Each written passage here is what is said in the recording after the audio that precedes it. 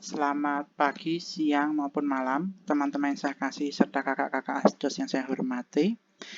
Bertemu kembali dengan saya, Ijohannes Juan. Hari ini saya akan mempresentasikan tentang pendegradasian protein susu oleh enzim proteolitik dari getah, buah, dan daun.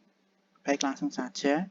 Untuk tujuan dari praktikum ini adalah untuk mengetahui sistem kerja dari enzim protease dari 3 bahan, yaitu getah bunga kamboja, nanas, dan daun pepaya, lalu memahami proses keefektivitasan dari enzim protease untuk memecah protein susu, lalu yang ketiga, serta memahami proses pembuatan ekstrak dari getah bunga kamboja, daun pepaya, dan buah nanas.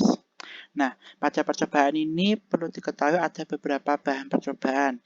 Ya, di antaranya adalah susu full cream sebagai penghasil protein susu atau sebagai substrat yang menyediakan protein susu yang nanti akan dikatalis oleh enzim protease yang didapat dari daun pepaya, getah bunga kamboja, buah nanas. Serta dalam percobaan ini juga dibutuhkan beberapa alat dan bahan. Alat percobaannya yang pertama yaitu blender, timbangan, gelas, sendok, pisau, dan gelas plastik. Nah, langkah kerja dalam percobaan ini ada yang pertama diperlukan persiapan alat dan bahan yang digunakan. Lalu yang kedua, dimulai dengan proses pengambilan enzim atau pembuatan enzim. Nah, pada buah nanas dan pepaya perlu diambil sejumlah 250 gram, jadi ditimbang terlebih dahulu sebesar 250 gram, lalu dicampurkan di air dan di blender. Masing-masing harus dicampurkan dengan air dan di blender. Jadi buah nanas dicampur dengan air, lalu di blender, lalu untuk yang daun pepaya ditimbang, dicampur dengan air sampai 150 ml dan di blender. Nah, setelah masing-masing percobaan itu pembuatan enzim itu tadi sudah dilakukan, mulai dilakukan sebuah filtrasi untuk mendapatkan sebuah filtrat sebesar 5 ml yang nanti juga akan ditambahkan susu full cream sebesar 50 ml yang nanti akan dicampur aduk atau diaduk hingga homogen. Ulangi percobaan itu sebanyak 3 kali. Jadi untuk daun pepaya harus dilakukan 3 kali proses pembuatan filtrat dan buah nanas juga sama. Harus membuat 3 filtrat. Lalu untuk pada getah bunga kamboja, kita dapat mengambil getahnya dari batang bunga kamboja lalu dilakukan sebanyak 3 kali. Lalu setelah itu ditambahkan susu sebanyak 1 ml di tiap wadah getah bunga kamboja lalu diaduk hingga homogen. Lalu setelah melakukan semua langkah-langkah tersebut, kita akan mengamati sampel tersebut dari perubahan bau, warna, dan tekstur yang ada pada bentuk percobaan ini. Nah, ini adalah hasil pengamatan. Pada gambar pertama, ini adalah getah bunga kamboja yang ditambah dengan susu. Terlihat pada gambar di sebelah kiri, belum ada perubahan warna, bentuk, apapun tekstur, dan baunya. Nah, setelah berapa menit atau 30 menitan, pada gambar ini terlihat bahwa susu mulai terlihat lebih kental, warnanya sedikit kuning agak basi, dan juga tentu saja baunya sangatlah busuk karena proses dari enzim itu sendiri, aktivitas enzim itu. Lalu untuk yang gambar kedua, kita lihat pada buah nanas dan susu, untuk gambar yang sebelah kiri tidak mengalami sebuah perubahan, jadi belum ada aktivitas enzim. Lalu mulai gambar yang kedua ini, sebelahnya, yang sebelah kanan, terbentuk adanya perubahan warna. Dan terlihat di sini ada tingkat kekentalan di sini yang menandakan bahwa adanya aktivitas enzim. Lalu warnanya juga terlihat sedikit lebih pucat dan teksturnya terlihat juga lebih kental. Nah, ini pada daun pepaya terlihat sebenarnya ada kesamaan warna karena tingkat efektifan dari enzim ini. Namun sebenarnya sudah terlihat perubahan. Untuk yang gambar kiri ini terlihat lebih encer ataupun tidak terlalu pekat, tapi sedangkan gambar yang kanan ini terlihat warnanya sedikit pekat dan memiliki bau yang busuk seperti itu. Nah, dari percobaan ini tentu saja didapatkan sebuah pembahasan bahwa pengamatan ini didapati dari ketiga sampel bahan uji keaktifan dari enzim protease menampilkan proses hidrolisis yang paling cepat itu ada pada sampel getah bunga kamboja. Hal ini ditandai atau dikarenakan bahwa getah bunga ini tuh menghasilkan banyak enzim protease dikarenakan diikuti adanya proses hidrolisis senyawa tirosin Yang dimana kalau sebuah tirosin itu terhidrolisis, maka proses pengkatalisan oleh enzim protease akan semakin cepat. Hal ini juga didukung oleh penelitian dari Ratnayani, Nasib Sibarani, dan Laksmiwati di tahun 2018 yang menjelaskan bahwa enzim protease dari getah bunga kamboja dibangun adanya proses hidrolisis dari tirosin yang banyak sehingga meningkatkan efektivitas dari enzim protease, sehingga semakin banyak tirosin yang terhidrolisis maka kerja enzim protease akan semakin baik. Nah, hal ini menandakan juga bahwa seperti yang saya katakan di awal bahwa getah bunga kamboja itu lebih cepat melakukan hidrolisis, sehingga ini bisa ditunjukkan sebagai data bahwa kecepatan atau cepatnya proses penghidrolisis atau degradasi dari dari protein susu ini dikarenakan adanya peningkatan tirosin yang terhidrolisis dalam getah tersebut, sehingga meningkatkan efektivitas atau meningkatkan aktivitas kerja dari enzim protease yang ada pada getah bunga kamboja. Lalu pada percobaan ini juga mengetahui bahwa pelaksanaan uji dari proses pemecahan atau pendegradasi protein susu atau kasein oleh enzim protease perlu diketahui bahwa enzim protease merupakan salah satu enzim yang dapat dijumpai di hewan, di mikroorganisme, dan di tumbuhan. Yang dimana kalau enzim protease itu tujuannya untuk memecah atau mengkatalis ikatan peptida yang ada pada suatu protein.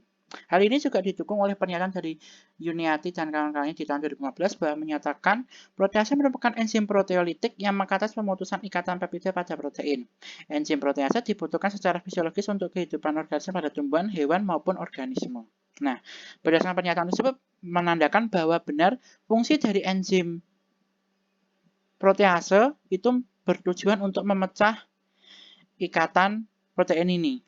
Karena terlihat ini adanya pemecahan atau pemutusan ikatan peptida pada protein seperti itu. Nah, pada pengamatan susu yang dicampur dengan getah bunga kamboja juga menunjukkan bahwa adanya bau busuk serta adanya perubahan warna sedikit kuning atau putih pucat, ya di sini maksudnya putih pucat, namun lebih bertekstur kental juga. Hal ini didukung dengan pernyataan dari Ratnayani, Nasib Sibarani, dan Laksmiwati yang menjelaskan bahwa enzim protease yang diambil dari getah kamboja memiliki sifat milk clotting atau pengendapan susu sehingga memberikan tekstur yang kental. Ini juga mendukung pada pernyataan sebelumnya bahwa memang baunya ini dibantu karena adanya proses pengendalan dari aktivitas enzim itu. Baik. Yang berikutnya, proses pengamatan degradasi pada susu protein dicampur dengan buah nanas terlihat menghasilkan bau yang busuk, serta ada perubahan warna yang menjadi kuning pekat, teksturnya juga kental, namun proses degradasi. Untuk proses ini degradasi merupakan hasil pengamatan yang cukup lama, maksudnya prosesnya itu cukup lama, dikarenakan adanya sifat dari enzim bromelin yang termasuk dalam golongan enzim protease atau disebut juga sebagai enzim proteolitik yang mengalami penurunan jika suhu atau salah satu faktor tertentu itu yang dibutuhkan tidak ada. Nah, hal ini juga didukung oleh pernyataan dari Julian Ningsih dan kawan-kawannya di 2016 yang menjelaskan bahwa enzim bromelin itu memang enzim yang dapat ditemukan di buah pepaya dan di buah nanas. Namun nih karena pengamatan ini berarti ditemukannya hanya ada pada buah nanas. Nah, enzim ini memiliki sifat seperti enzim protease sehingga tergolong dalam enzim proteolitik karena dapat memecah ikatan peptida. Namun enzim bromelin itu memerlukan beberapa faktor pendukung untuk aktivitasnya. Di antaranya adalah suhu dan pH, di mana suhunya itu harus sekitar 65 derajat untuk kerjanya yang optimal dan pH-nya juga sekitar 6,5. Nah, berdasarkan pernyataan tersebut memberi dukungan bahwa memang lamanya proses pengkatalisan atau penghidrolisisan atau pemecahan protein dari susu itu oleh enzim bromelin itu disebabkan karena adanya kekurangan suhu atau suhu yang kurang tepat dan pH yang kurang tepat sehingga kerjanya tidak terlalu optimal sehingga ada memunculkan penurunan aktivitas kerja enzim. Nah, lalu yang berikutnya ini adanya percobaan dengan daun pepaya dan susu, di mana terlihat kalau daun pepaya ini lebih lama menggumpalkan susu yang ada daripada buah nanas, bahkan lebih lama daripada buah nanas. Perlu diketahui bahwa daun pepaya itu memiliki kandungan senyawa enzim papain yang merupakan salah satu contoh enzim proteolitik yang dapat memecah ikatan peptida.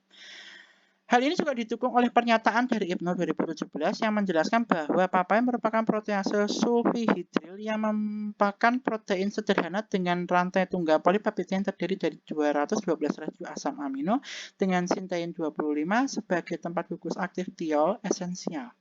Berdasarkan kutipan tersebut, memiliki hubungan dengan pengamatan ini dikarenakan adanya proses pembentukan bau, perubahan warna, dan tekstur yang kental itu menandakan bahwa ada enzim yang mendegradasi. Karena diketahui bahwa yang namanya enzim proteolytik lalu mendegradasi atau menghidros atau memecah protein yang ada dalam suatu substrat. Nah, lalu dari penelitiannya Febrian dan Utama di 2013, mereka menjelaskan bahwa proses degradasi pada enzim papain dari papaya itu meningkat seiring dengan penambahan jumlah dari uji recording ini.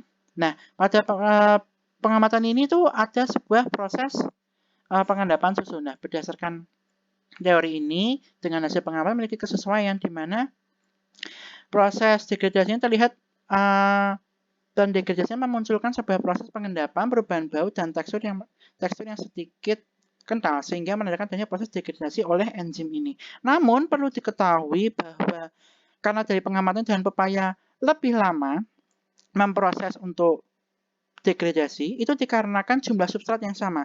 Perlu diketahui dari pengamatan juga dikatakan oleh teorinya Febriani dan Utama, meningkatnya itu seiring dengan penjumlahan jumlah substrat. Artinya jika jumlah substratnya sama, tentu saja kerjanya juga tidak terlalu optimal. Seperti itu. Nah, ini adalah beberapa daftar pustaka yang saya gunakan sebagai pengamat bahan pembentukan pembahasan dan studi pemahaman materi yang ada. Ya. Lalu di sini juga ada jawaban pertanyaan diskusi yang diberikan oleh kakak-kakak Asdos. Untuk yang soal pertama merupakan jelaskan peran susu dan sampel tanaman yang ada dalam praktikum ini. Nah, perlu diketahui susu di sini berperan sebagai substrat yang menyediakan begitu banyak protein susu atau yang disebut dengan kasein yang nantinya akan dihidrolisis atau dipecah atau didegradasi oleh enzim proteolitik. Golongan enzim proteolitik yaitu ada dari getah bunga kamboja, yaitu enzim protease, lalu daun pepaya, dan buah nanas. Untuk daun pepaya berarti enzimnya papaya, nggak buah nanas yang bromelin tadi. Nah, pertanyaan kedua, enzim apa yang dihasilkan untuk mendegradasi susu dalam praktikum ini? Tentu saja merupakan golongan enzim proteolitik atau enzim protease. Nah, seperti yang saya sebutkan pada nomor 1 tadi, ada enzim protease, enzim papain, dan enzim bromelin. Lalu untuk soal nomor 3, apakah bahan selain susu yang dapat dipakai sebagai perlakuan serupa? Sebut dan jelaskan. Tentu saja dapat diganti susu itu oleh tempe, tahu, telur, dan beberapa kacang-kacangan karena memiliki kandungan senyawa protein nabati. Dan untuk pengkatalisnya atau proses subjek untuk pengkatalis atau enzim yang mengkatalis itu bisa diganti dengan oleh mikroorganisme atau bakteri susu seperti Staphylococcus dan Pseudomonas. Lalu yang keempat, bagaimana hasil pengamatan kalian? Apakah ada perbedaan dari ketiga sampel? Jelaskan. Tentu saja adanya perbedaan itu pasti.